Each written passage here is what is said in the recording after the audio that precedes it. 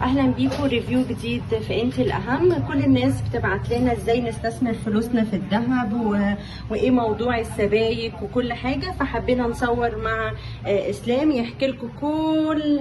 ازيك يا اسلام؟ احكي لهم بقى السبائك ايه، ازاي يقدروا يعرفوا يختاروا السبائك. السبائك نتكلم مثلا في اول وزن 5 جرام.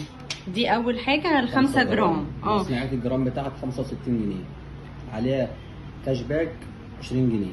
اشرح لهم بقى ايه الكاش باك وايه كاش باك تفاصيل. يعني انت ماشي دفع فيها في الجرام 65 جنيه، في 5 جرام تكلم 325.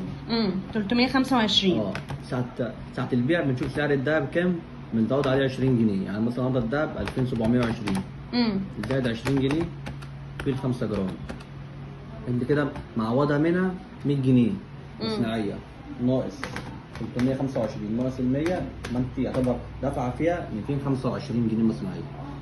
دي في الليل 5 جرام. دي 5 جرام. في كده 10 جرام. دي 5 جرام عيار كام دي؟ 24. عيار 24. تمام. في كده 10 جرام. ماشي. الكاش باك بتاعها برضو 20. كاش باك 20. تيجي تبيعيها تاخدي فوق حق الدهب 20 جنيه في الجرام. تمام. في كده جنيهات. الجنيهات بقى بكل الاوزان. الجنيه لا، الجنيه وزنه معروف 8 جرام. 8 جرام ملوش اي وزن. لا. عيار 21. 21. مصنعيه الجرام 60 جنيه. الكاش باك بتاعه 25 جنيه. في كده نص جنيه 4 جرام. ده 4 جرام. تمام. مصنعيه الجرام برضه 60 جنيه. تمام. برضه في برضه ارجع برضه موجوده.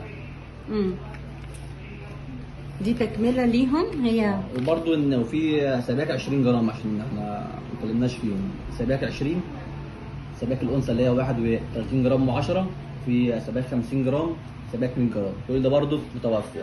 هما هنا ما شاء الله عندهم جميع الاوزان، كل اللي انت نفسك فيه بجميع الشركات. مصنعيه الوزن التقيل بيقل.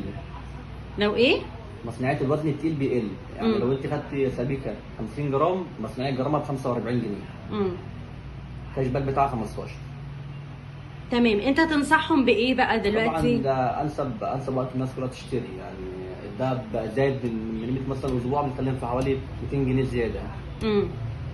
ولسه يعني في التوقعات اللي هو هيزيد تاني، فالافضل نستمر في الدهب، في السبايك بالذات او في السبائك برضه جنيه. المهم برضه فلوسي في دهب. ده حقيقي. كواش 21. بس الحاجات دي عشان المصنعيه بتاعتها بتبقى اقل شويه. اوفر حاجه. فلو عايز اي حد يحافظ على الدهب يحطه في سبيكه. دلوقتي كمان الجنيه ما بقاش ليه قيمه. تمام. وفي برضو اشكال في السبائك بتبقى جديده بقت نزل فيها ان يبقى فيها حلق كده، بحيث ان هي اللي عايز يلبسوا سلسله. في شكل زي كده الورده. بصوا لو عايزه، في الناس عايزه تلبسه سلسله كمان بتعمل فريم بس وبتلبسه برضه. شكلها شيك قوي الورده دي.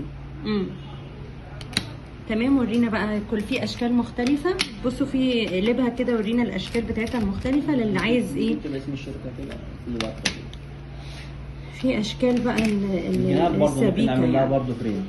والجنيه كمان ممكن يعمل له فريم، وتبقى انت شلتي الجنيه الذهب وفي نفس الوقت لبستيه. يعني في اسم الشله ولبسه في نفس الوقت. حلو قوي. زينه وخزينه. زينه وايه؟ وخزينه. انتوا استنونا تاني وريفيو جديد، واكتبوا لنا يا ريت في الكومنت لو اي مكان حابين تروحوه قولوا لنا عليه.